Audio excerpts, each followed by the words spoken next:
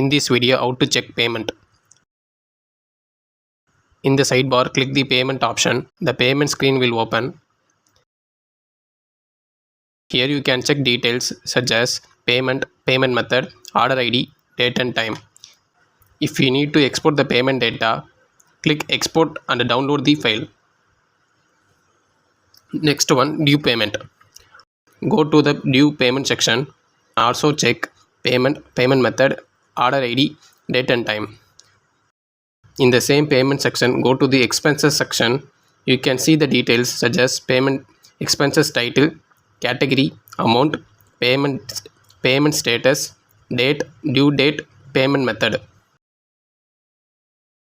Click the add expense button and the expense detail form will be appear on the screen. Fill the required details, title, category, amount, payment, method, status, date, due date, etc. Click save to add the new expense. Expense will now appear in the expenses list. If you want to update the expenses list, click the update button, change the data and save the details. If you want to delete the expenses, click delete icon.